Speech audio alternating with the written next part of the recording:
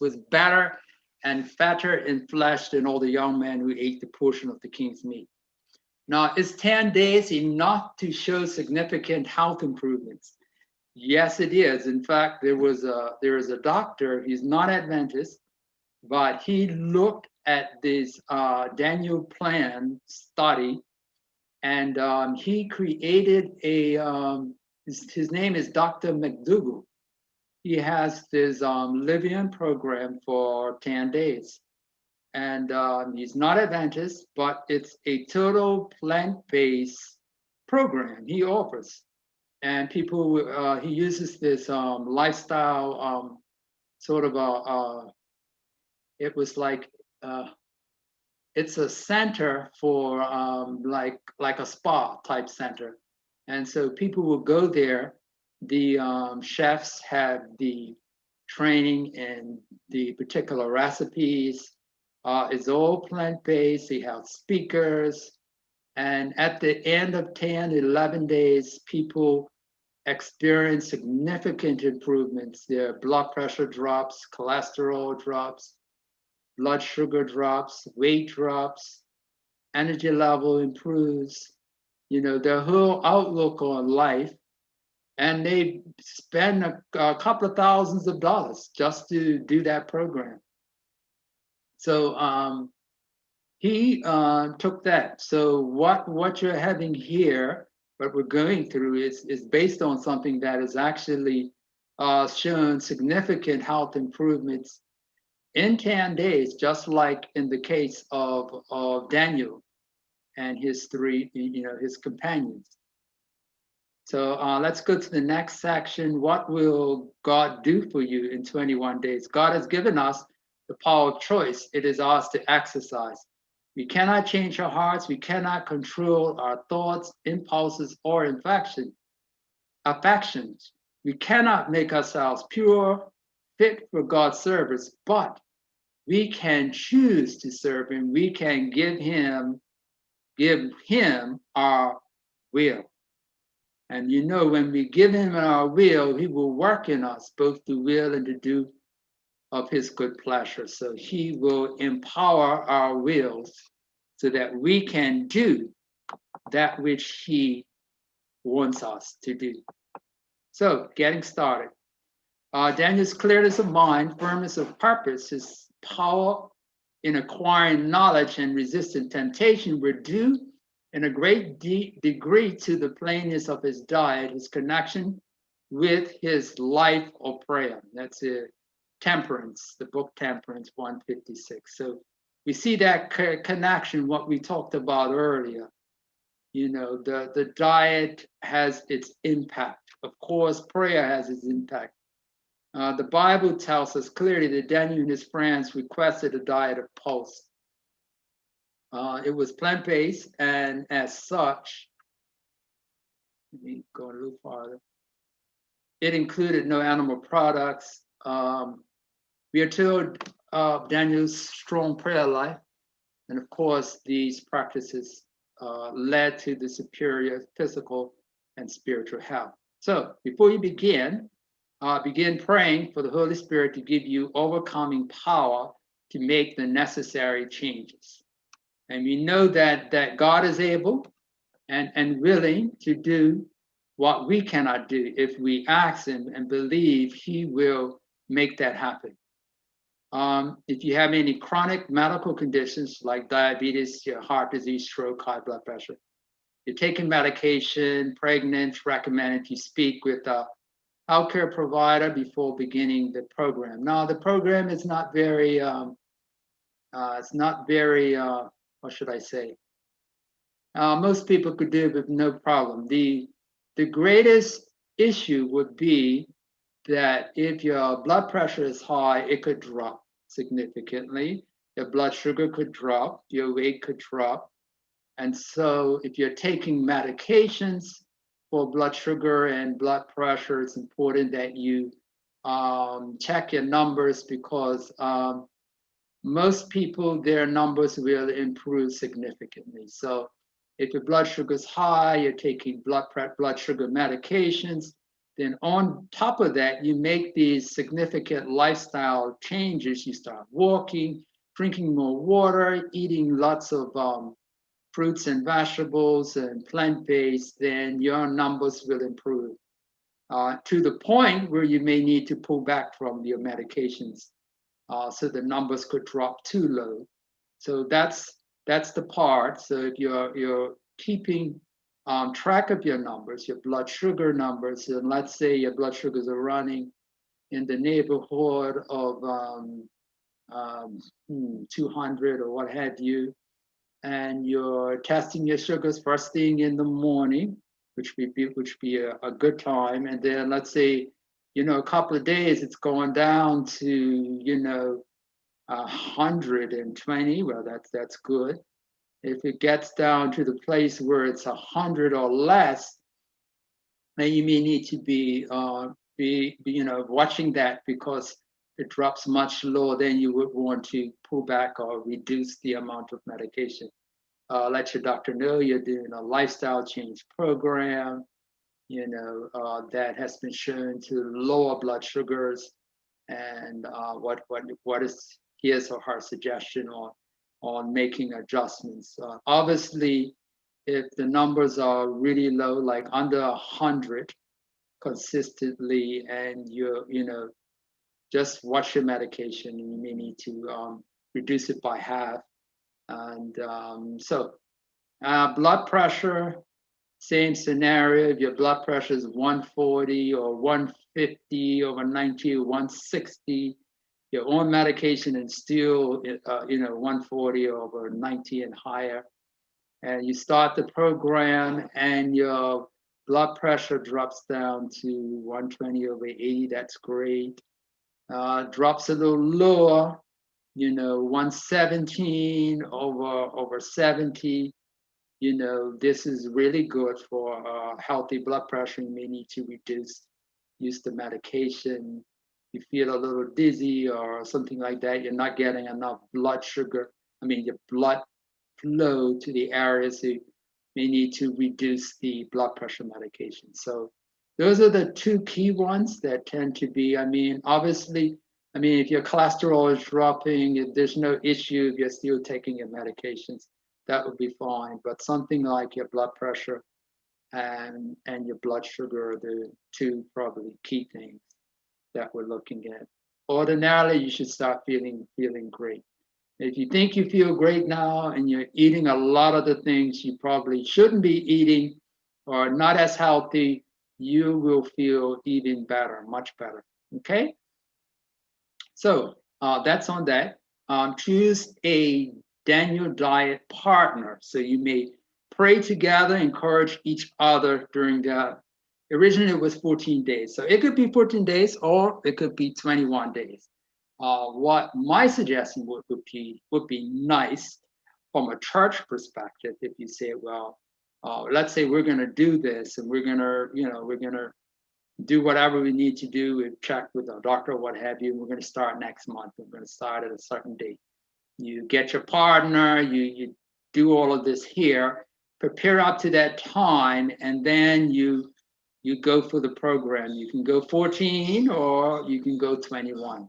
21 would be 3 days, but it's a decision, and that would be a great thing to go through that whole program as a church, and then you come back, whether it's Zoom, and then you can talk about how things have changed, and there will be changes. You will feel better. You will have more energy, and all of the positive things can happen and will happen for you.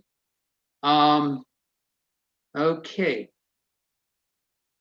Dr. Gibbons? Yes. As you're preparing to move to the next one, I failed to mention to the church family that we will engage at the level of Q&A. Yes. So you can do your questions. Right after we go, I'll just go through this and then we could do all the question and answer after that. Okay, yes.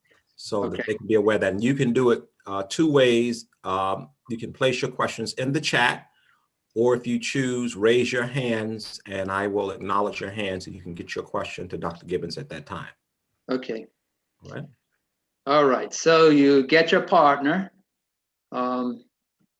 Write down your health conditions, be specific, how you are feeling, both physically, spiritually. Create a meal plan for each week in advance. The diet may be very different to the way you have been eating. If you don't plan each meal, you will find it easy, very easy to return to your former eating habits. We got a sample meal plan and some recipes, delicious vegan recipes that are part of the guide. So they're farther on down. Early in the week, you can stock up on non-perishable items you need for the next 1 to 2 days before the diet. Procure perishable items. Of course, he who fails to plan has planned to fail. So remove the temptations. If possible, rid your home, office, and car of any item that you don't want to be a part of the plan. All right, so don't have the fridge stocked with all sorts of stuff that's going to tempt you, right? So do what you need to do to clean house. You can keep a journal, record daily the miraculous changes that you are experiencing in your physical and spiritual life. So what was pulse? And basically pulse means seeds or grains such as barley, wheat, rye, peas, etc.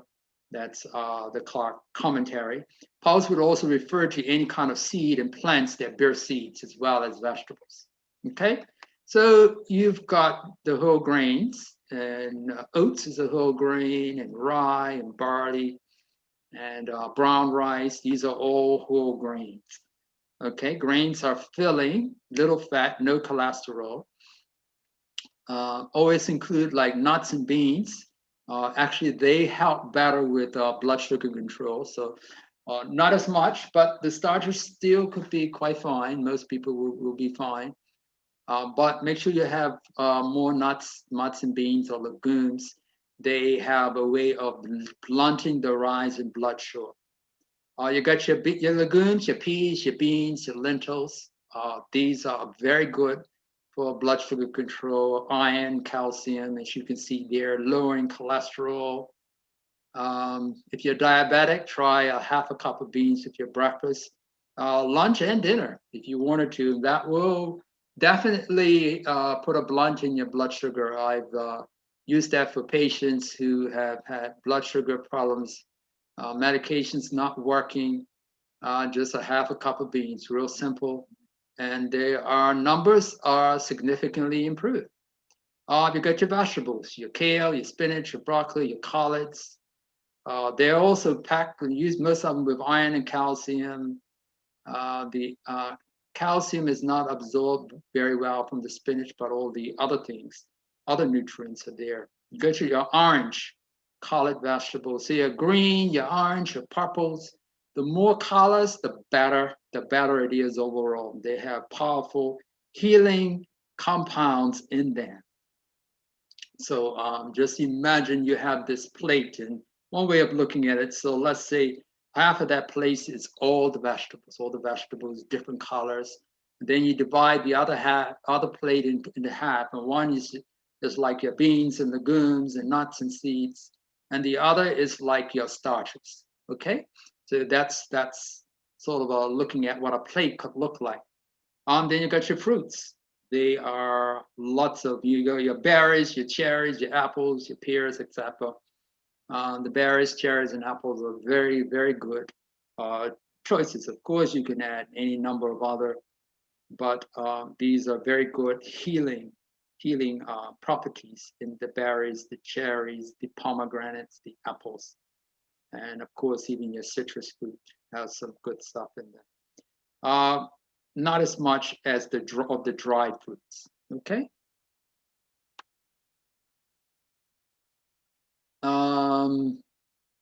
Let's go to the meal plan. You see meal plan. Oh no, before that, the section we see water, 8 to 10 glasses of water throughout the time, whether it's 14 or 21 days. Walk 30 to 60 minutes, 5 to 7 days a week.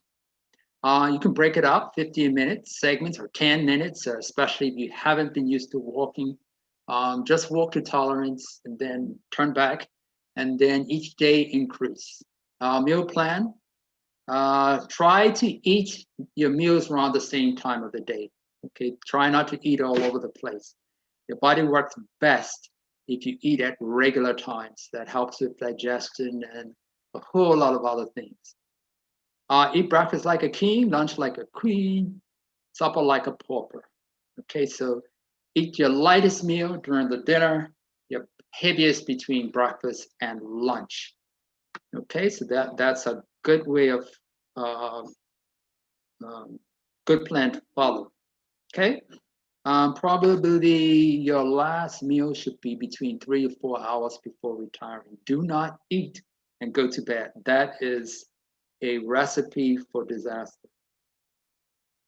Of course, your yellow, your red, your orange, your greens, your blues, or purple, those have powerful, what we call phytochemicals or plant chemicals, which are protective, and they help strengthen the immune system, especially during this time of COVID. In fact, what we're talking about here will be the best defense in terms of the lifestyle, because in reality,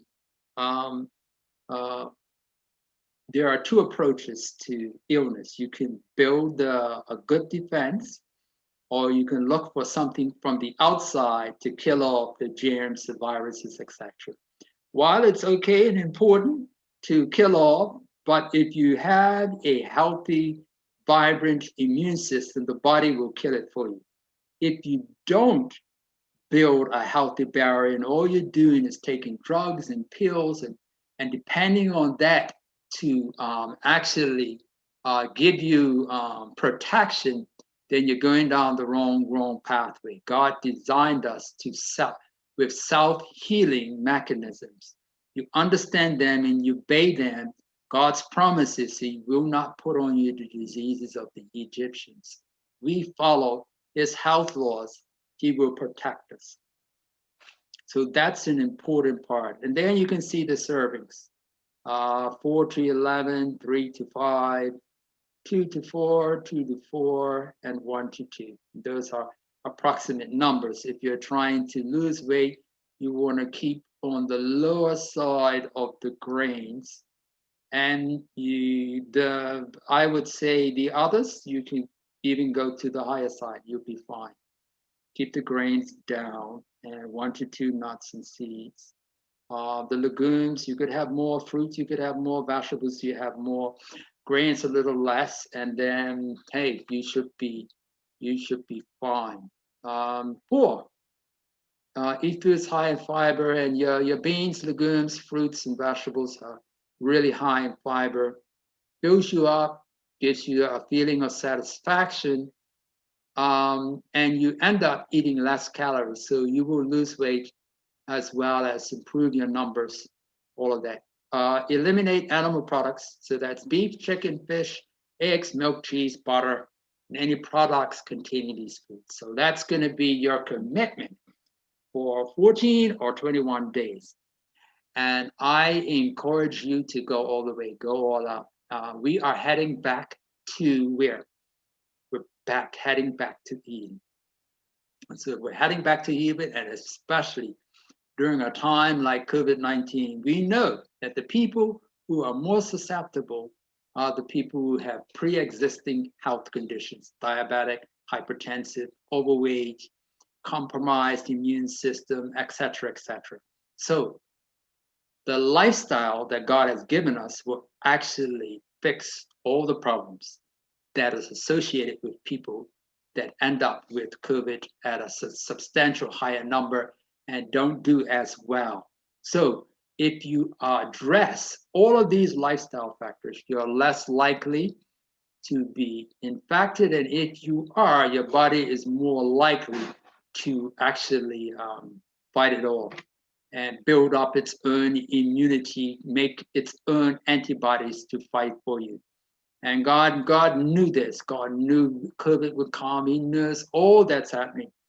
And He made us so that if we cooperate with all the laws He's given us, that we would have healing power, the ability of the body to resist and to heal itself. Now, there are also some things that we can add to that, natural things that can actually help to bolster our immune system, like vitamin C and vitamin D and zinc have all been shown in a number of studies to be helpful for individuals who even do have COVID and to get your body working better for you. Okay, avoid processed foods. And these foods tend to be high in salt and sugar and fat and calories. A lot of white rice, white flour, white pasta. So all of these things you want to steer clear of. Eat 2 to 3 meals a day. So no more than that. Okay, if you choose to, and you really want to see some significant, and you want to go all out, and so you have your breakfast and your lunch. Your lunch could be a little later, maybe 1 or 2 o'clock, and then you have liquids for the rest of the day. That may be a challenge, but believe you me, for some people, that's just what they need. Or then you have a lighter dinner, crackers, fruit, thin soup, something warm, but it's not hearty with a lot of heavy things. So if you're eating heavier between breakfast and lunch, you're eating like what we're talking about, you are not going to feel famished during the evening, so you can have something lighter during that time.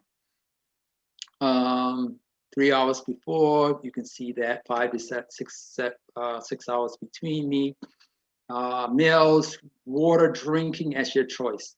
30 minutes before meals, 2 hours after meals. And we're giving you some sample breakfast, lunch, and dinner. Will you see the asterisk? The recipes are in this handout. Okay, and then I've given you some blank 3, so you can put in what you're going to do for 3 weeks. Okay, so here are the recipes. There's crock pot, there's hummus, ratatouille, casserole, golden smoothies, etc. Walnut patties, African rice. You can see a whole number of things that you can try. Some salads, chickpea, crock pot chili, split pea soup, lentil soup. I mean, we're in the winter time, so these can go in really good. So of course, it's a holistic approach. So daily exercise, sunlight, being temperate, not overeating, taking deep breathing. One technique is breathing to a count of 5, hold for a count of 5, breathe out for a count of 5, something like that, about 5 minutes, several times a day. Is a very good thing to oxidate your lungs, get that sleep. 7 to 9 hours of sleep. 2 hours before midnight is better than 2 hours after midnight. So see if you can go to bed a little early, around about 10 o'clock. So you're eating 3 to 4 hours before then, your last. Okay.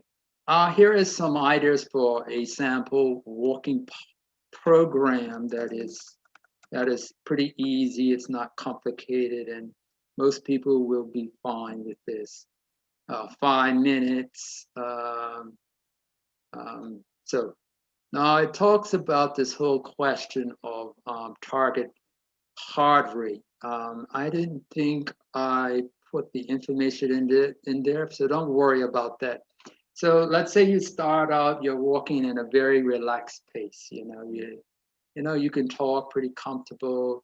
After about 5 minutes, just increase the intensity. Another 5 minutes, and then slow down to the pace you started out with, and that's an example of 15 minutes. Now this is saying for 1 week, 15 minutes, and then 2 weeks. This is a slow build-up process, and for people who have major health issues or what have you, this is really safe for you. If you want to take it up a notch, you're doing that for a few days, and you feel like, man, not really doing anything. So you can up it a bit, you can go from 15 to 20, and see how your body's responding, then 25, and work your way up from there. Okay?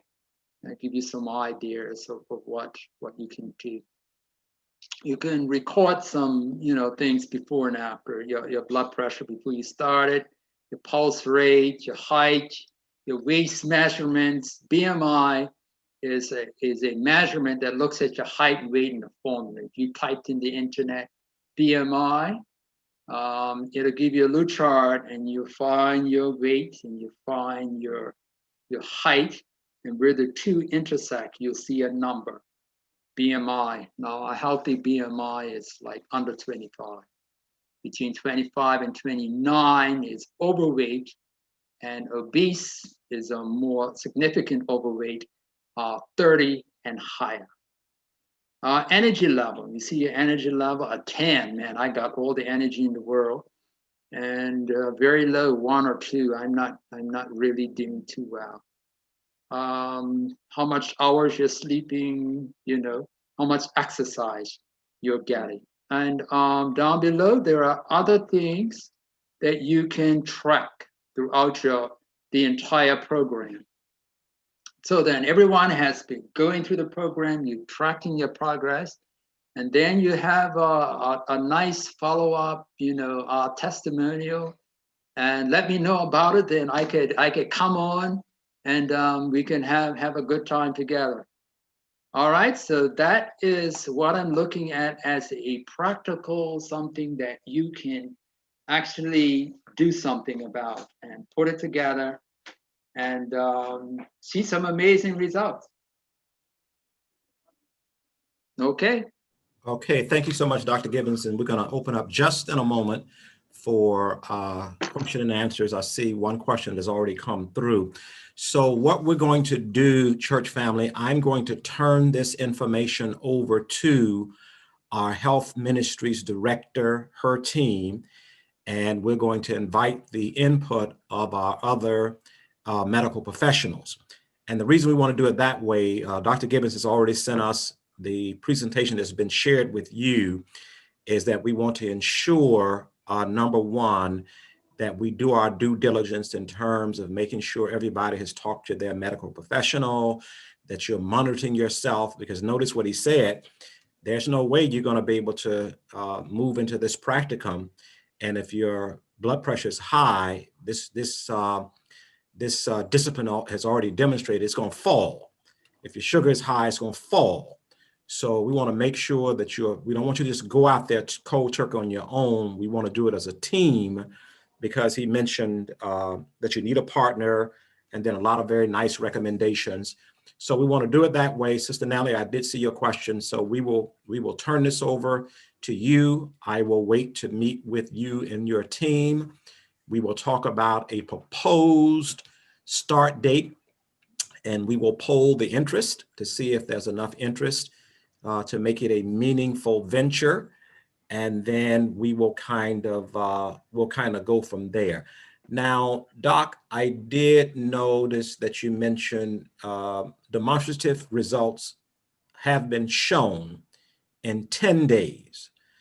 Are there any results in 7 days? I know the maximum benefit outcome comes around that 14th and 21st day commitment. But have you noticed anything, somebody who may get in it and they did their level best, they got 7 days in, but they couldn't make it any further? Any demonstrative data out there on 7 days? We know 10 days. Sure. 7 days, people, just people who come to me, where I work, my practice, in 1 week, they come back and say, man, I'm feeling better. I'm lighter. You know what I mean? I'm more energetic. So the more people challenged, more challenged people tend to be, the more significant benefits they see in the shorter period of time. I mean, the body says, man, this is great, and they're sleeping better, feeling better, and that can happen very, very quickly. The most challenging are usually the first couple of days. you get through that, and then the body starts rewarding you, and you start feeling great. You don't want to stop, you know. And so that's our hope, and that's what a lot of people experience. So it's the first few days, you know. Accept the challenges in life that you may experience the exhilaration of victory. You know, that's a quote that I've sort of written down, and I shared with some people. Some years ago, I was at Wildwood, is a living and lifestyle center, Adventist, and there was this mountain that I climbed with other people. At the bottom of the mountain, I felt okay, but as I was going up that mountain, you know, my body was saying, "What are you doing to me?" Well, when I got to the top and looked back over the valley, I felt great. I thought I felt great before I started, but after I got to the end, I was on the top of the world. I felt so much better. So, but I had to go through something in order to get that benefit. And anytime we reach a challenge, it's not a sign to give up. It's a sign to keep pressing on. So I pressed through, and as a result, my body rewarded me.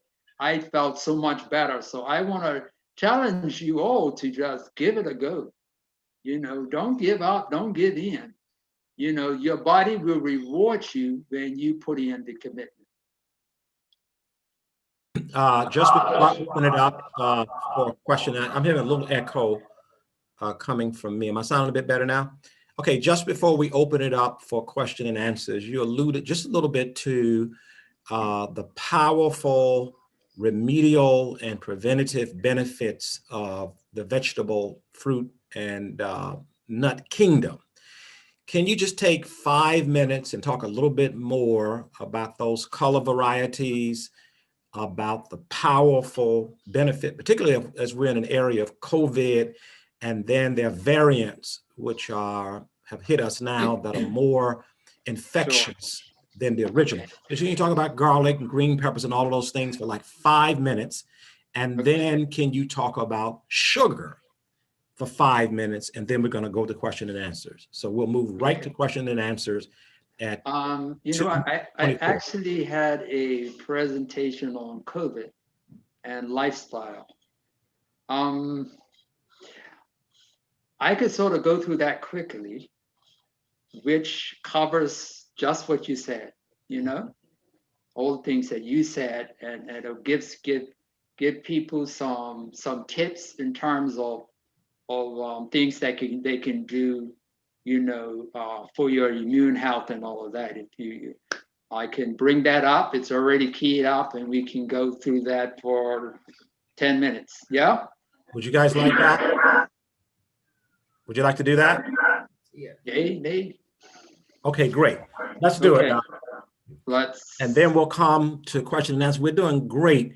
So we should close out, have adequate time for questions at 3 o'clock if you guys don't have anything beyond that. Okay, thank you, Doc. Go right ahead. Okay, we good? All right. All right. Where do I go with that? I'm trying to see where I can't see. Trying to start your slideshow. The piece where I can show start, it's this other piece here is in the way, so I can't see. Okay, come right down to the bottom, Doc. Right down to the bottom of your screen. You'll see that little icon looks like almost like a podium. Hit that, and it's going to make it large. Right there.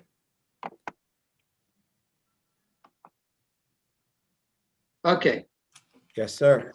All right, let's go with it.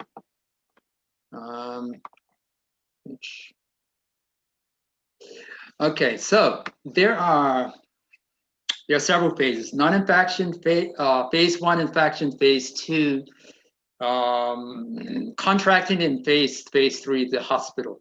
Now I want to just focus on this one very briefly. Phase 2 is 80% of people who get the virus recover with really no problems.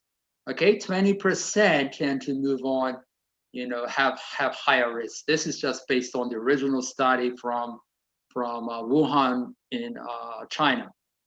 We know most people, over 90%, they just have mild symptoms. And there's a small percentage that have serious issues that move on. So the question is, why is it that most people do well? Well, the reason most people do well is because the body's ability to heal itself is working for them. So what we want to do is make sure we're doing what we can to make the body work for itself. All right, so lifestyle factors, hygienic measures. We are wearing masks, social distancing, all of those things. But what we're not being told about is diet, exercise, sleep, sunlight, balance, even things like contrast showers. You get in a shower, you turn it on, it's hottest, you can stand it for about a minute, then you turn it to cool for like 15 seconds, and you go back and forth for about 3 changes. If you're elderly and you're not used to cool, you start with cool.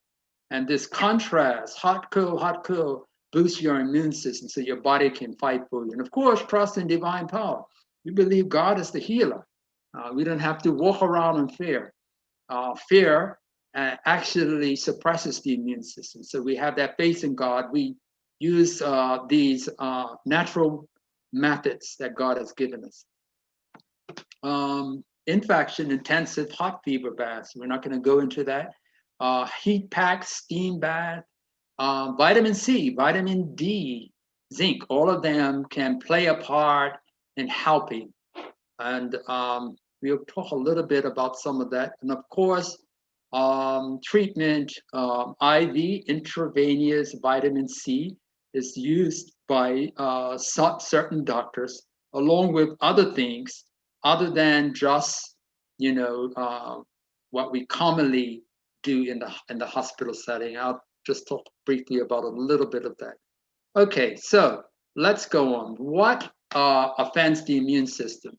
Emotional distress, fermented foods, drugs, alcohol, aspirin, cancer drugs, pesticides. You see toxic metals, smoking, lead, mercury, air pollution, cadmium, being overweight. All of those suppress our immune system. And there's just a picture of 2 immune cells, neutrophils and macrophages, okay? They help to fight for us. These are other things. If you're not getting at least 7 hours of sleep, your immune system is compromised. So we want to get a minimum of 7 hours of sleep. Allergies to certain foods can suppress your immune system.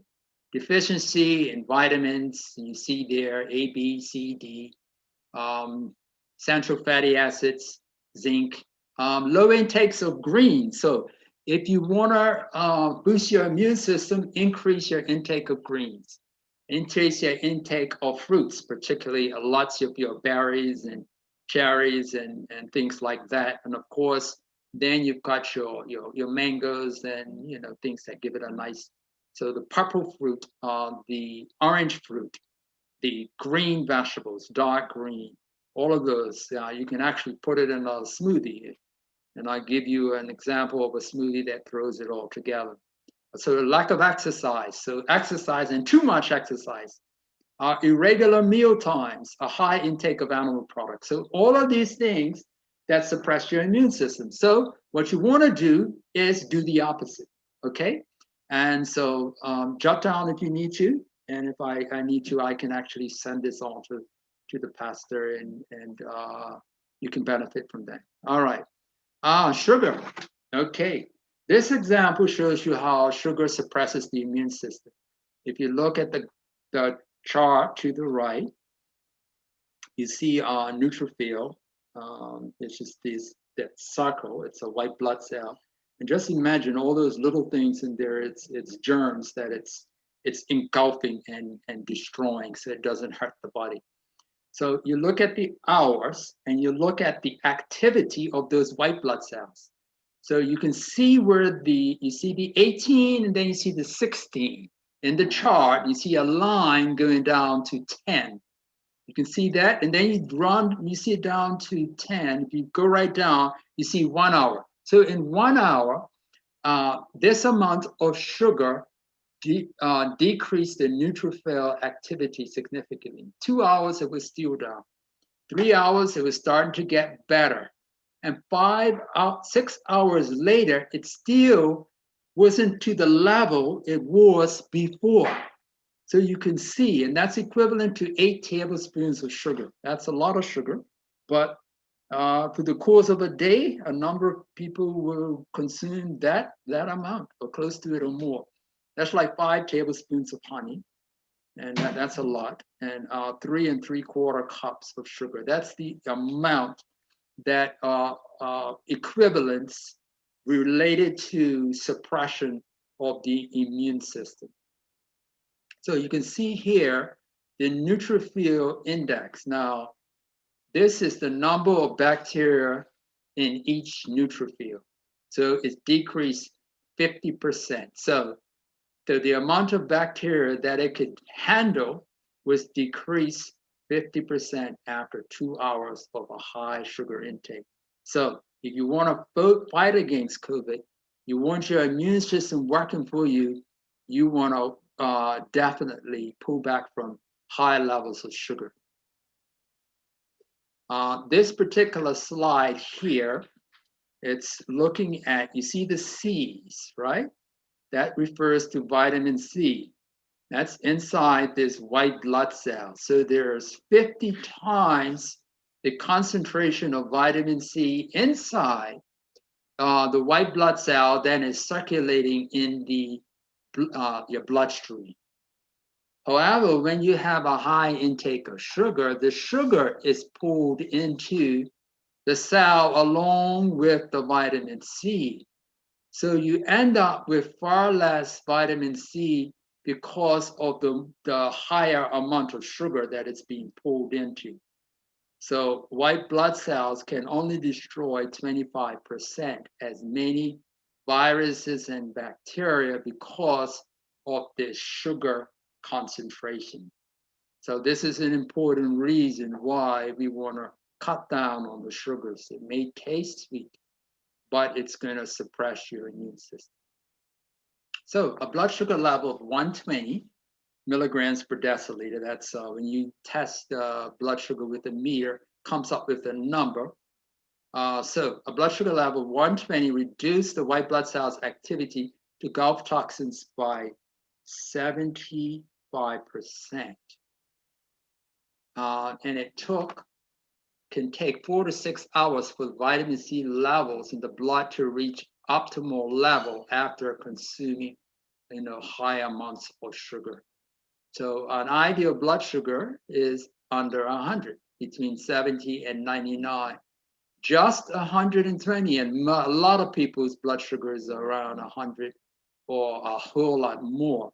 But this significantly impacts on the body's ability. And that's why people with diabetes would be at a higher risk because they are higher levels of circulating blood sugar, which is hampering the white blood cells' ability to fight for us. Now, Western diets, there's a typical unhealthy eating patterns, activate the immune system and impairs the adaptive ability of our immune system, leads to chronic inflammation, and it impairs our defenses against viruses. So anytime there's inflammation, obviously there is a healthy inflammation. You smash your finger in a door or something, it gets red, it gets swollen, it's warm, and the body's trying to fight against this damage.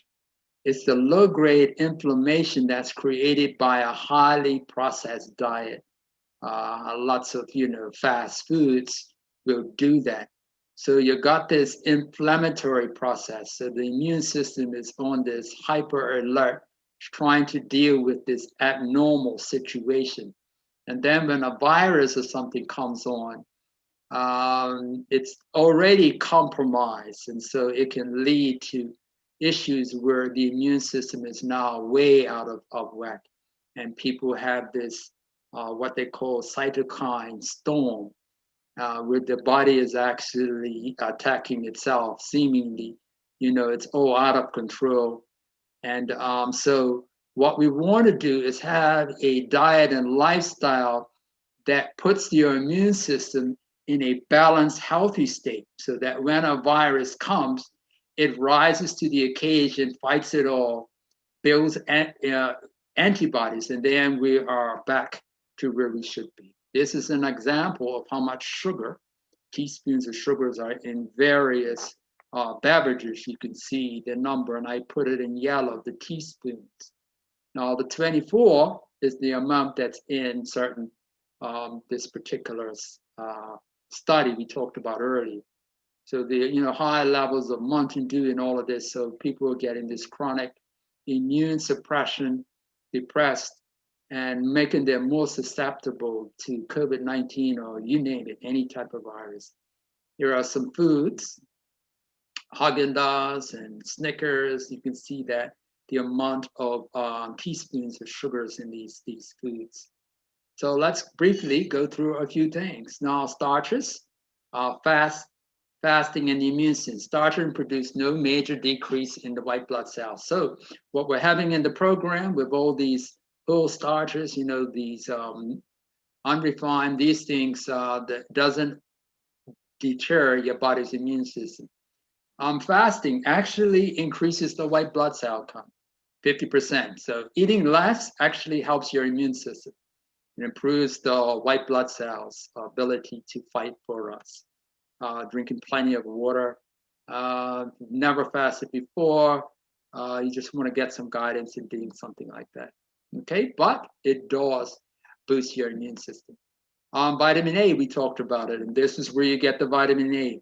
Lots of carrots and spinach and peppers, apricots, black-eyed peas, pumpkin. All of those are high protective foods for your immune system. So think about them when you're thinking about this program you're looking at doing. Incorporate these foods as a part of your diet. Vitamin C rich foods, you've got the strawberries, the sweet peppers, the kale, kiwi, citrus fruits. All of these are high. Now, the highest food in vitamin C is peppers, yellow peppers. One yellow pepper has over 300 milligrams of vitamin C, far more than in one orange. Okay? Essential fatty acids, flaxseed and chia seeds. These are really good. You can put them in a smoothie. And I'll give you an example, so you have a few handfuls of greens, you put some berries in it, you put about a tablespoon or two of flax or chia seeds, add some almond milk, add a couple of other fruits and blend it, and got a nice smoothie, which will be very helpful. You can even try to put a little yellow peppers if you want to give it a really high vitamin C, and give it a go. Experiment. We do have some smoothie recipes that you can use. Just add some flaxseed to the smoothies and some chia seeds. You can even use that as a meal. Start the day, have this nice smoothie with a few handfuls of greens along with the flaxseed, chia seeds. You can throw in a few walnuts. You want a little sweetness, you can put some dates in it and then put your berries with it, and an apple or some pineapple. Really nice, tasty, and immune boosting. B vitamins, here you go. You've got your sunflower seeds, your almonds are very high, your dark green leafy vegetables, your brown rice, the beans, the lentils. So all of these things will boost your defenses during this time. Mushrooms, white button mushrooms, can boost your immune system. Little steaming, cook them up, put them in your beans or whatever else. Antibodies, IgA, that's in your mouth, in your nasal passages. Antibody secretions increase 56%. So while we've got the mask on and all of this, we can eat something that actually helps to boost it. It's not the only thing, but this is one example. And this slide shows 1 week, the antibody levels were up. They just ate it for 1 week. 2 weeks later, still up. It took 3 weeks to go down to pre-mushroom level. So this is a good thing that you can add to the diet. And this slide shows, if you look just to the far left, which is the white button mushrooms, they were more effective than all the others. Okay, that's basically what that means. This is just fruits and vegetables increasing another antibody. The more fruits and vegetables, the better off. And these were individuals that were given vaccination. These were seniors. So the seniors that had more fruits and vegetables responded better to the vaccine than those that did not, which clearly illustrates the importance of a healthy lifestyle. Even if you're taking the vaccine, that you do better by having the fruits and vegetables along with it. Gargling with water 3 times a day decrease the risk of urinary tract, respiratory tract infection. Gargle it and swallow it. Good. Garlic, very good. Fewer colds, less virally challenged individuals they were taking 1 capsule a day for 12 weeks.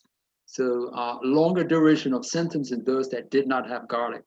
So garlic is very good for improving IgA that inhabits our nasal passages in the mouth that we cover. And so if the virus is coming in through your mouth and through your nasal passages, and you're increasing your intake of garlic, this will increase these antibodies to help fight for you. So garlic supplements, 1 to 2 a day, probably equivalent to about 600 milligrams. We're looking at 1 to 2 cloves of garlic. Another way to do garlic, I'm not sure if I put yes, I did. So I'm gonna give you a recipe. So 2 to 4 garlic cloves a day. You can take 1 to 2, 2 to 3 times a day. You can mince the garlic, leave it for about 8 minutes. Then it will develop these compounds that have the healing property. You can mix it with water, herbal tea, a little juice or something, drink it right down. That's one way of doing it. Another is called Russian penicillin. 4 cloves of garlic, 1 quart of water, 1 red onion, the juice of 1 whole lemon, pinch of salt. You can leave that out, blend it, and just drink it throughout the day. And that will help fortify your immune system. Okay, 4 cloves of garlic, 1 quart of water, 1 red onion, juice of 1 whole lemon. And I use it without the salt.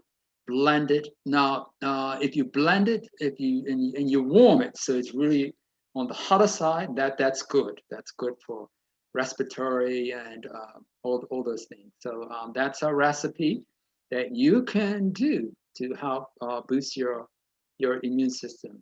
There's a cough syrup, a half a red onion, 4 to 5 cloves of garlic, a half a cup of lemon juice, a quarter cup of honey. Now we talked about sweetness before, but you're only using 1 tablespoon, 1 to 2 tablespoons. A half an inch of fresh ginger can be added, and ginger works like we call a driving herb, and it enhances the activity of others. Honey itself is very good for fighting a number of different types of infections. Okay, so that's a little recipe there that may prove really helpful. You take a spoonful several times a day. Elderberry, you may see that in the store. It's like a syrup, and it actually a total cure occurred for influenza A and B in almost 90% of people that had the elderberry. Okay, and 2 to 3 days versus 6 days for the placebo, those that didn't have the elderberry. Moderate exercise most days of the week improves immunity, decrease illness rates, reduce sick days by 25 to 50%. So get out there and move. Don't wait till something happens. Get moving. Just 6 minutes of exercise by children increase their white blood cell count by 1/3. Just 6 minutes. So you can start with something. Upper respiratory tract infection, your nasal passages, your larynx, and all of that there. Those who were sedentary got 50% more infections. Those who walk in group got 20% less. No, I'm stating that wrong. The walking group, 20% got infection. In the running group, 8%. In the sedentary, 50%. So activity, more vigorous is even better. And this is in elderly women. So elderly women. So exercise is really good. Zinc is good for COVID-19 up to 50 milligrams, but 10 to 15. Good food source is hemp seed. Quarter cup has 4 milligrams of zinc. One of the highest plant sources of zinc. You can actually add that to your smoothie. Okay, you can get that at health food store or anything like that. Zinc is also in pumpkin seeds, not as much, but those are two good sources. Selenium improves your nutrient, and that's only 2 Brazil nuts. So that will give you a therapeutic level of selenium, which is another good thing. Tofu, you have to eat a lot more to get a quarter of the amount.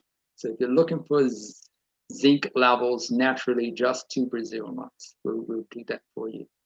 Vitamin C, studies have shown it to be effective 1 to 2,000 milligrams. Vitamin D, 800 to 1,000 international units. And Dr. Andrew Weber, during the height of COVID in New York State hospitals, he gave intravenous vitamin C. The individuals that got vitamin C did better than those who did not. I'm going to end right here. This is a protocol for outpatient prophylaxis. That means before and early outpatients, people who have gone to the hospital and have been treated and have left the hospital. I'm just going to say a few words about it. This protocol was put together by a specialist in emergency medicine. They were looking for things that would really work, and they have been utilizing this protocol. They've been trying to get the powers that be to adopt it with little success. But this has some amazing things. Now, ivermectin is actually a medication that's used for parasites. It actually comes from bacteria in the soil.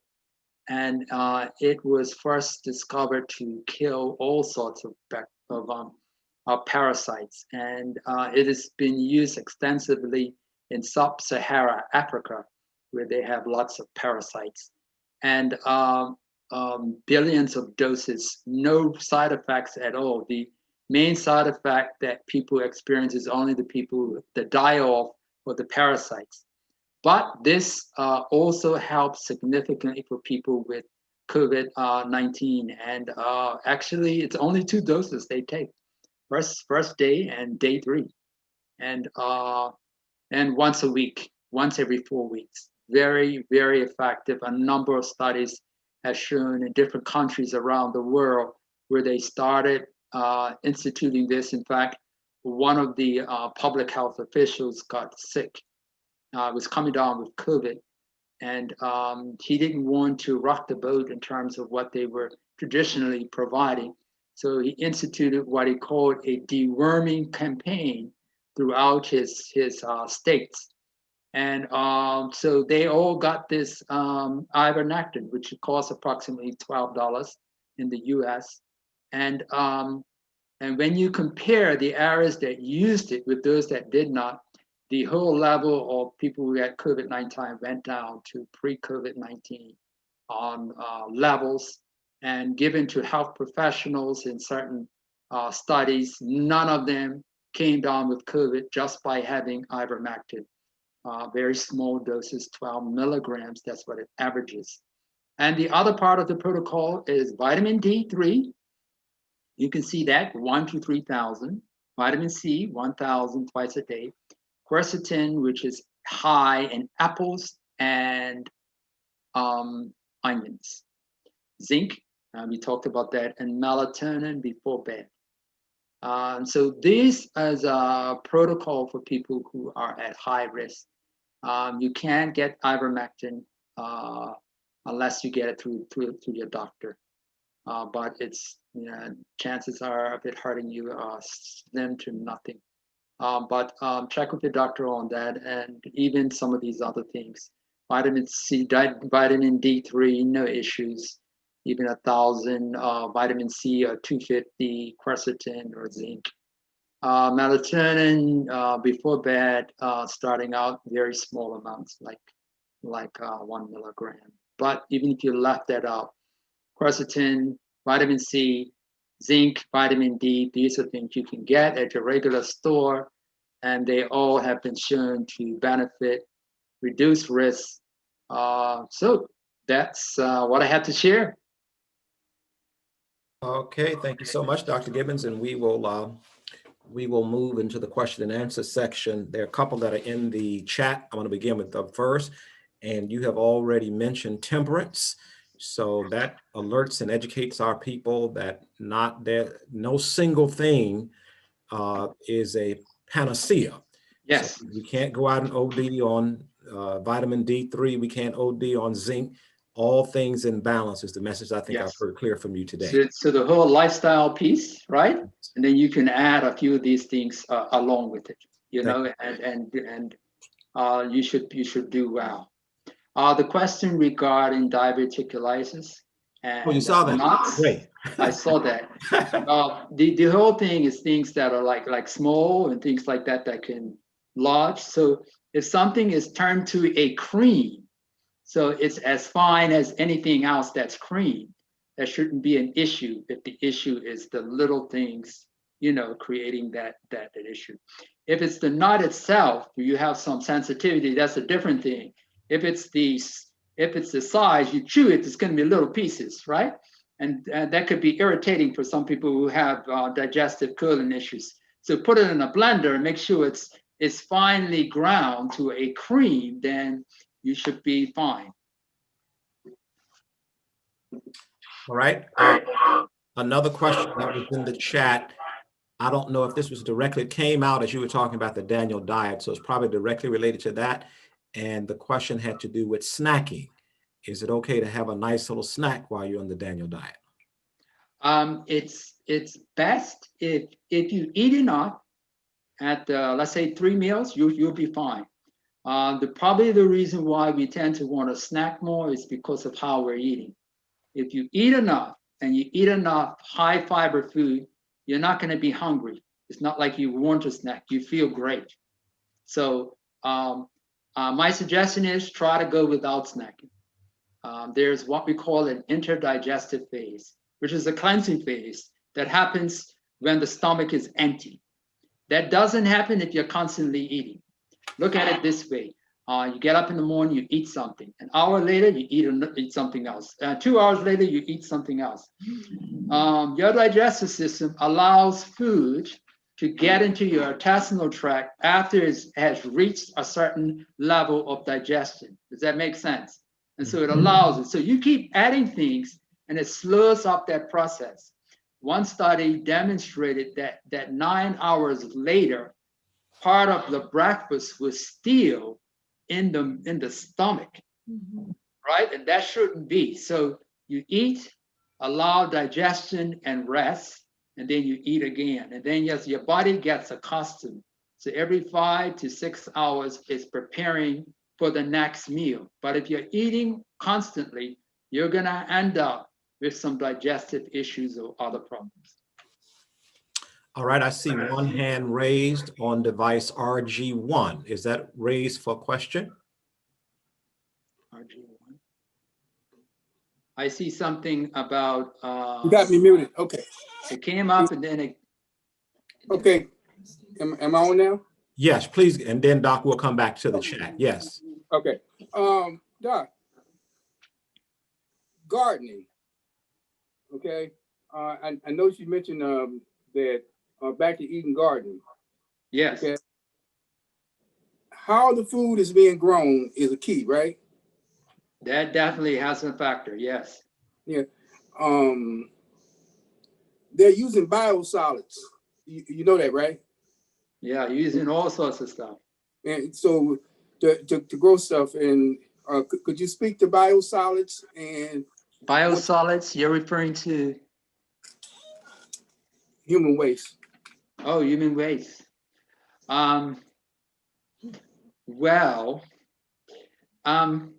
there's a process of when we create what we call compost, Mm-hmm. where you take food scraps and other things, and you mix it, and over time, it becomes this non-toxic, you know, food. You follow what I'm saying? For the soil, but Right. bio, species, just as it is probably not the, it's not.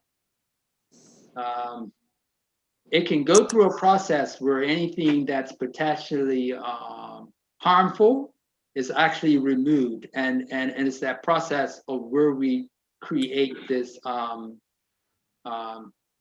just what I said before, compass. Yeah. Well, the compost will naturally be produced, Yes. if we And allow. what we do is we mix it with several different things. For example, let's say you had like dried leaves and stuff like Yeah. that, Yes. small, Yes. twigs and all of that. Mm-hmm. And then you have a layer of food scraps, right? Right. You have Yes. another layer, and you just keep layering it, right? Yes. And Yes. it decomposes over time. And you Mm-hmm. mix it around so that it gets the oxygen, and then it changes to this nice rich color, like soil. And Yeah. then you add that to your garden. You Okay. follow what I'm saying? Mm-hmm. So that's the basic process of Okay. doing it, so it'd be nice and healthy. All right, that was a great question, and Doc, I think you handled that very, very well. Now we want to move because I'm going to close out at a certain time, and we want to maximize the diversity of the kind of questions that we can get. So I just saw someone come in, and they said, yeah, one was on 2 questions. What's your thought about organic versus non-organic? That's number 1. Doc, I'm going to give you 2 at one time. And then the next one says, what do you think about intermittent fasting? So Okay. organic versus non-organic and intermittent fasting. Well, organic is always best, and if you can do your own garden, there are certain ways of actually doing that where you can have like a tower garden. And one version is you can put it on your patio, and then you've got all these plants growing out of this middle tower, right? And then you're not digging all the soil. So tower gardens is one way of doing it. So you have no excuse that you can't grow stuff, and you can have like 40 plants within a 2 or 3 foot area. So there are different types of tower gardens that can do that for you. You can make some really healthy, you know what I mean, with all the greens. And I remember after the fall, God added the green herbs, right? So there was a reason for that. It helps to fight against all sorts of things, right? It's the most nutrient dense food we have. All right, so that's that. That's the first one, and the second one was intermittent fasting. Actually, we already have an intermittent fasting design, and that was Sister Ellen G. White said for many people 2 meals a day would be better than 3. So if you eat breakfast and you eat lunch and you don't eat anything until the next morning, you have in fact created a type of intermittent fasting. You've allowed that long period of span where you're not eating, and so that the body can go into a cleansing phase. You can burn off that excess fat, it can rest. And so you can create that by doing it that way. Some others do the plan where they eat at 10 or what have you, or they don't eat until they eat at 12 o'clock. You follow me? Then they eat at 8 in the evening, right? And then they don't eat until 12 o'clock the next day. You follow me? And that's this intermittent type of fasting. Our preference is to start the day with your more of your meal between breakfast and lunch. You follow me? So your fasting will be more like the evening time rather than from overnight all the way until 12 o'clock. All right, family, we're greatly benefited in that this entire session is being recorded. So if you are interested in reviewing this presentation, you can make your request via our media team, or you can direct your request directly through our administrative assistant's email, and we will turn that out. I saw one of those questions. Okay, anyone else? A question, please? You can either put it in the chat if you want to raise your hands and verbalize it. Yes, Brad Dye, I see you. Unmute yourself and raise your question, sir. All right, and Jose just put the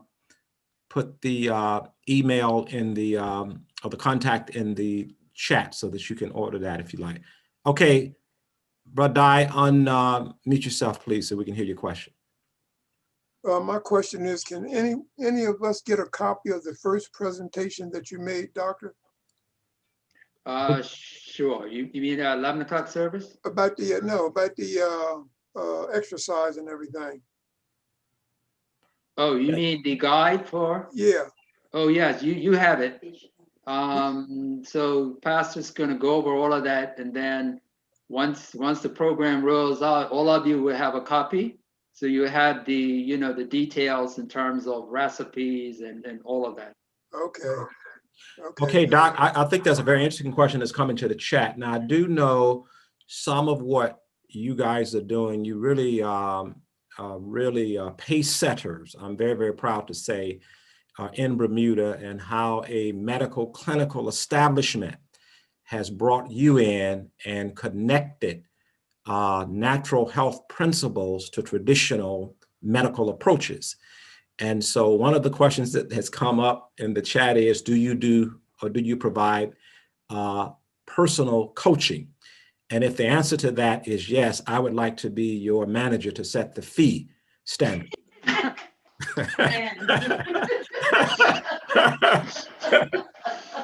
I hear you.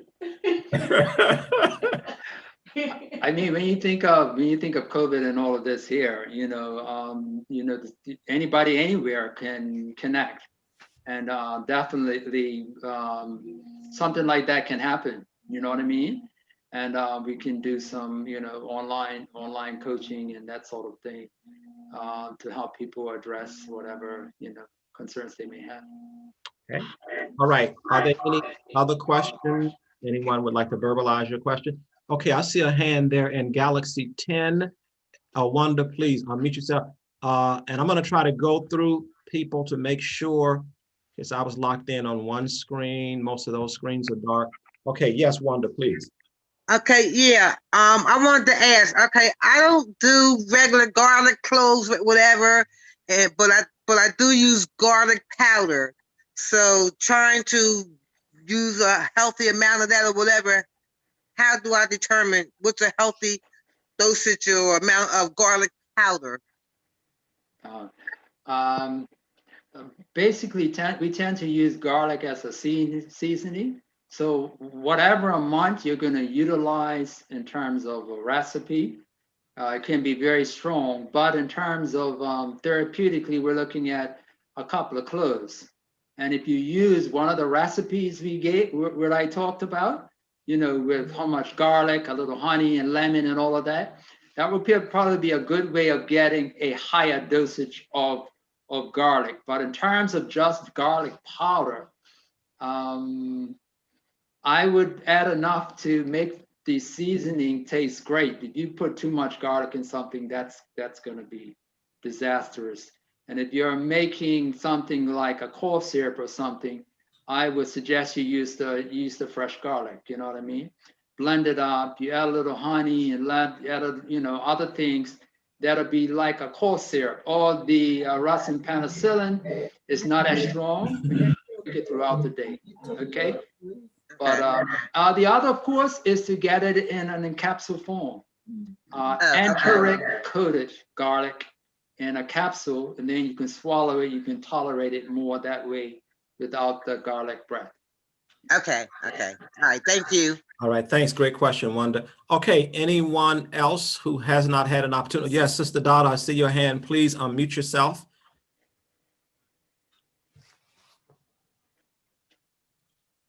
Good afternoon, Doctor. Good afternoon.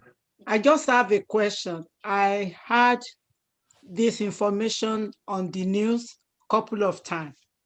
Is there any, I think the way they said it is that people with O group blood, that they have tendency, or if they have it, COVID-19, it will not be serious, or they may not even have it. And they said it on the phone, on the TV more than 2 times. So what's relationship with blood type and COVID-19? Is I there any haven't, relationship? I haven't looked at that in particular, so I can't answer that. But one thing I can answer is if you follow the principles of health that God has outlined us, and you're diligent in all of that, the likelihood is significantly less that you will come down with that, or most things that people come down with. When we look at it, the vast majority of people, no issues whatsoever, and that's a testament to the body's ability to fight for you. And if you do what you know to do, you follow God's laws, 9 times out of 10, you will be fine. Thank you. So, I don't know about the blood type, but follow the laws of health. That's your greatest defense.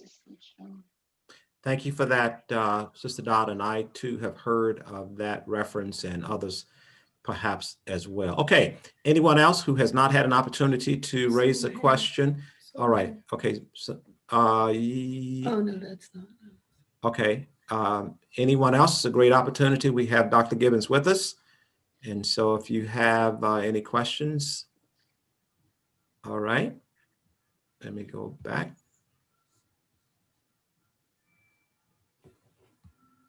Okay, I want to make sure I'm not missing. Okay.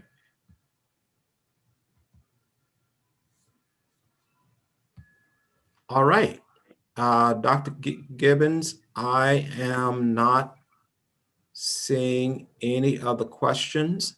That has brought us to 3 p.m. I want to thank you so much. We've had a wonderful turnout. We have 48 devices, almost 50 devices logged on for our Lunch and Learn program, and I thank you so much for that. No problem. Okay, yeah. All right, so I have a question for you. I'm going to ask that all 48 devices be unmuted.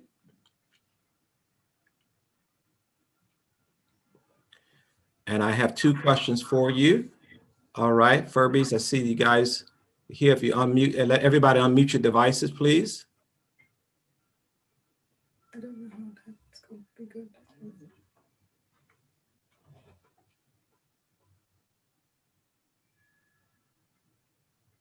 I think we did the opposite. Looks like everybody muted their devices instead of Maybe unmuting. they may not be able to. Are we locked down, Jose? They can unmute. Okay, you should be able to unmute now. Amen. All right, okay. I see, Okay. I see a hand. Yes, now. All right. It's okay now. There y'all are. Okay, I have 2 questions for you. Number 1, if you have enjoyed Dr. Gibbons being with us today, let me hear you say amen. Amen. Amen. Now,